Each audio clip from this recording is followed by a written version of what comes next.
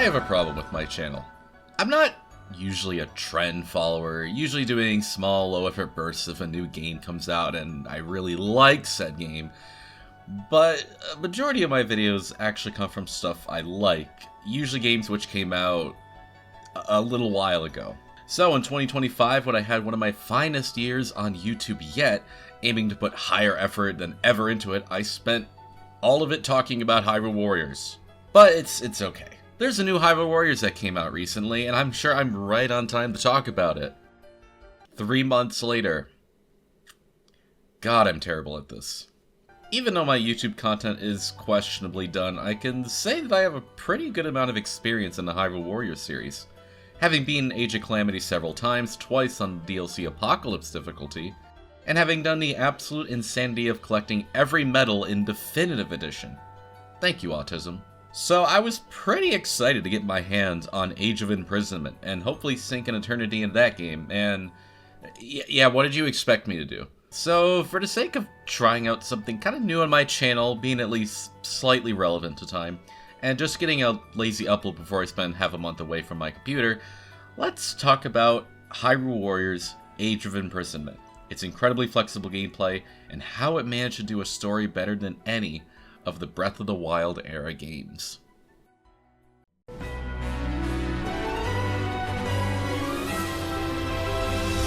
Starting with the biggest part about the Hyrule Warrior games, let's talk about the general gameplay and what Age of Imprisonment has to offer compared to its predecessors. Each of the Hyrule Warriors have a different blend with their gameplay, even if the core controls are relatively similar.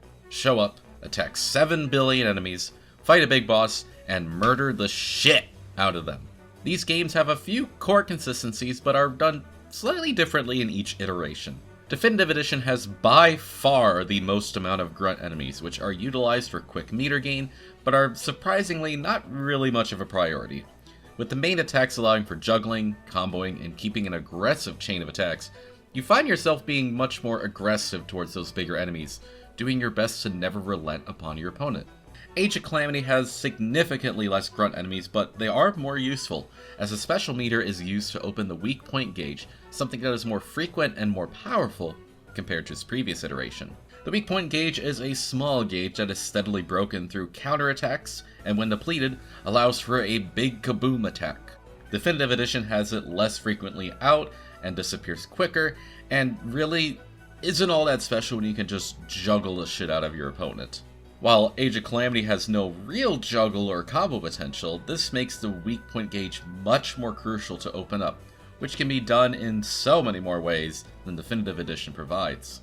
In summary, Definitive Edition becomes a much more rush-down, hard aggression style of a game, while Age of Calamity relies on a more defensive, wait for the right opportunity to counterattack kind of focus. Age of Imprisonment has a rather unique mixture of the two. It's really hard to say if it's more aggression or more defensive, and honestly there's a pretty decent argument for both. I'd argue though the core gameplay involves a more snowball effect of sorts, requiring momentum more than anything for victory. Age of Imprisonment has two forms of, I don't want to say special attacks because that's its own thing, so we'll call this the bar. The bar has 2, sometimes 3, different types of attacks. The first are unique abilities that differentiate from character to character, serving as essentially rune counters from Age of Calamity. I was wondering how they were going to implement the Tears of the Kingdom runes in Age of Imprisonment, but honestly this works super well, giving lots of individuality and flexibility to each of the casts. The other half are the Zonai devices, which can be more compared to the items in Definitive Edition. These items are consistent among the entire cast, and have their own battery meter that gets used up with each item. The third chunk are the fuse items, and I'm gonna be real, I don't really use them like ever. I mean, they're kinda neat, but we're just gonna kinda skip past them. These two types of bar attacks provide individual traits for each member to have focus on, while having consistency that every character can follow up on, which is very helpful if you're not as talented with other characters. Seriously, Typhon, what the fuck do you want me to do here? Already a lot of uniqueness with each character, which is only assisted by the other main mechanic of this game, teamwork. Several team-based mechanics exist in Age of Imprisonment, which is pretty unique compared to the previous iterations. Teammates can assist in counters. If you don't have a ready counterattack, they can assist and cover for you. And each character has a sync gauge as well, and when two characters have a full meter, they can perform something called a sync strike, a powerful combination attack that often opens up the weak point gauge, doing heavy damage, or some other bullshit that lets me just melt everything in sight. This gauge is incredibly fun, and isn't overshadowed by the regular special meter, which actually sucks ass in this game. Why is the meter gain so bad in this game? Good lord. Nonetheless, having these character unique traits, consistency with the devices, and a huge emphasis on teamwork allows for much more flexibility and a more enjoyable team composition. I can finally pick a character as dedicated defense and assisting compared to just 4 bruisers. All in all, core gameplay is incredibly fun, allowing for some of the most insane shit I've ever done in a Hyrule Warriors game. Unfortunately, outside of the core gameplay, there's just not a whole lot to really do. 100%ing this game felt like an honest-to-God grind fest, and the post-game really didn't have anything to offer. Even before so, just completing all the missions was a little upsetting. A lot of the side missions were just kind of the exact same mission over and over.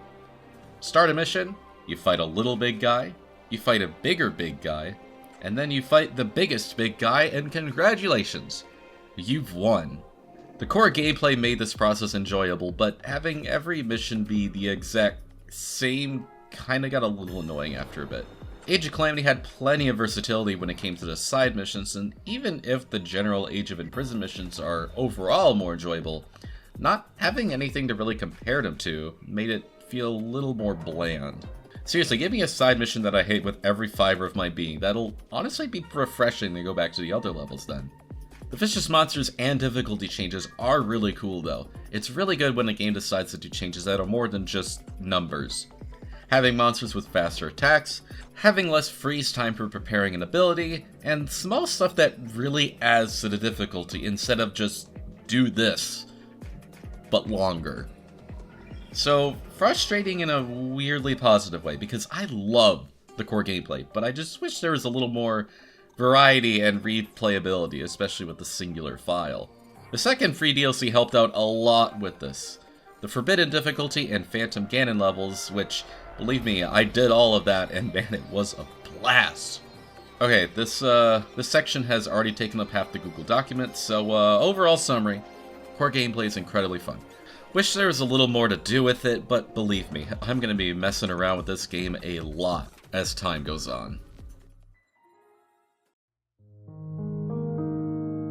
Alright, now that we've got that giant chunk out of the way, let's do a quick overview on the graphics.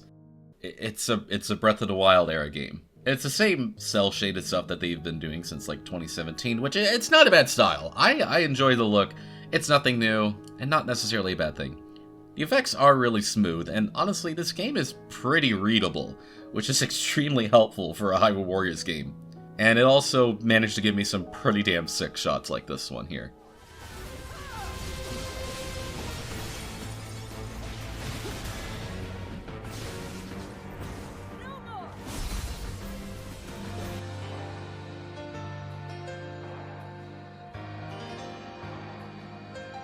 One of my favorite aspects of Age of Calamity, and what really got me hooked onto the game in the first place, was the dynamic music. 2 to 3 layers of intensity depending on where you were in the level, and having a critical hit for rune counters made everything elevate higher and more hype than I could possibly imagine.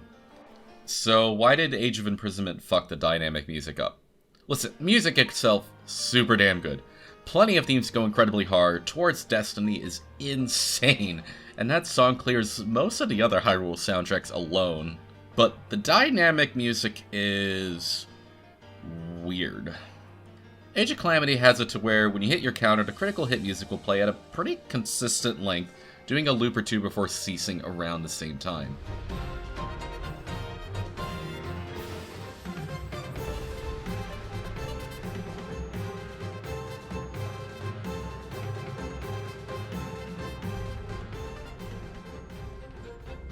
Age of Imprisonment has a problem, where it'll stop whenever the crucial moment is over, which includes the same thing as Age of Calamity, like counters and elemental attacks, but also includes a bunch of extra stuff, like just the gauge being open sometimes.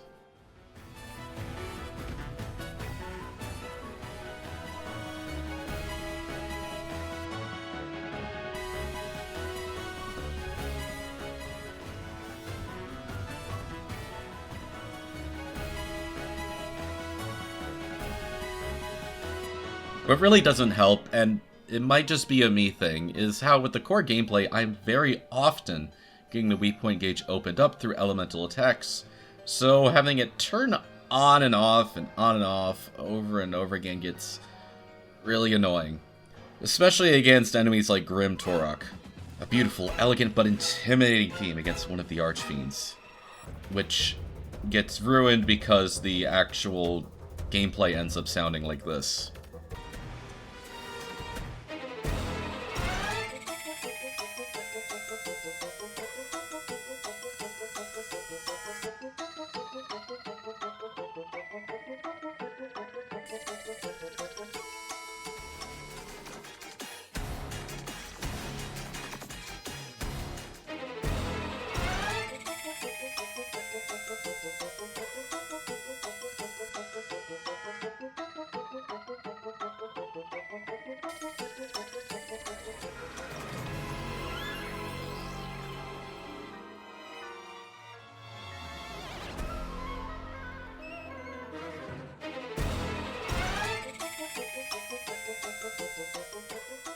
Anywho, still a banger soundtrack. Love it to death.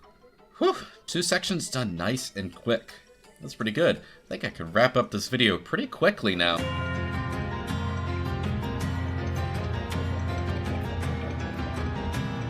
Arguably the part of Age of Imprisonment that most people were curious about was how the story was even going to play out. This was advertised as a prequel to Tears of the Kingdom, going over Zelda's time in ancient Hyrule and witnessing the rise of Ganondorf.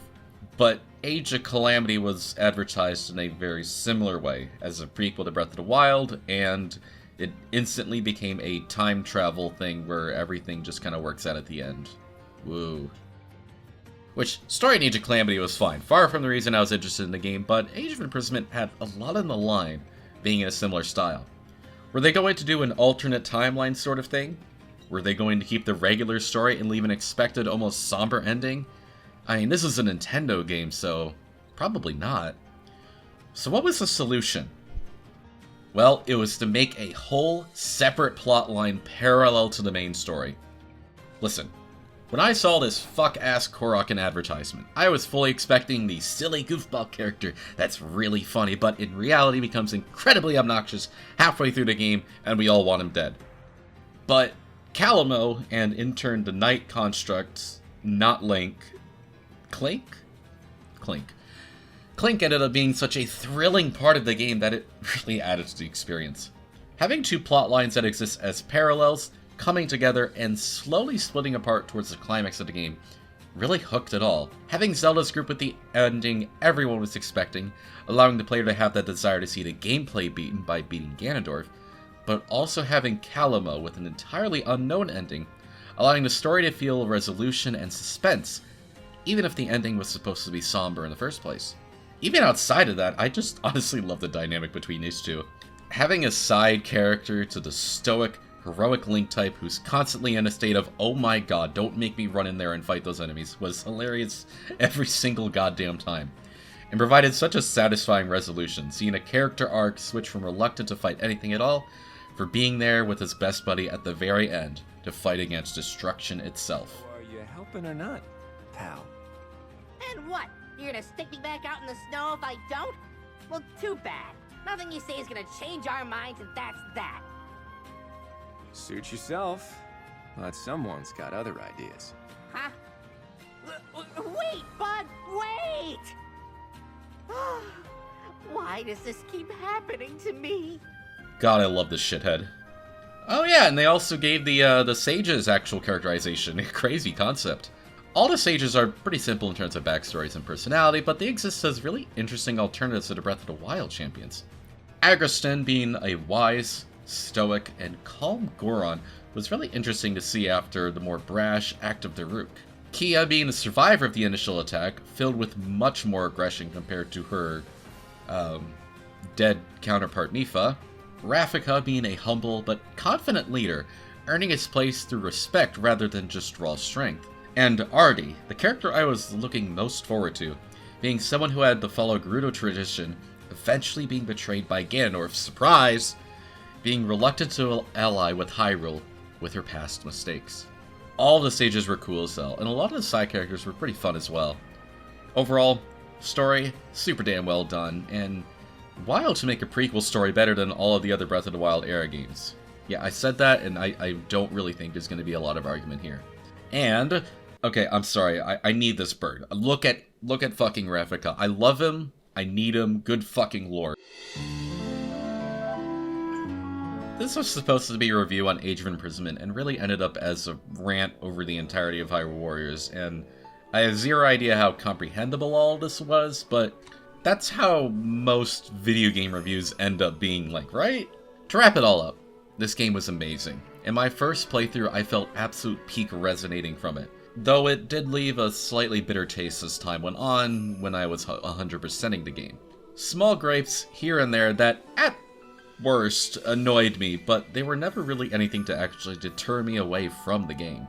I have zero idea what's in the store for the future of the Hyrule Warriors series, but if this is the last one for a while, I'm still more than happy with the trinity that we have for now. But for now, it's time to sink another 100 hours into this franchise. Woo!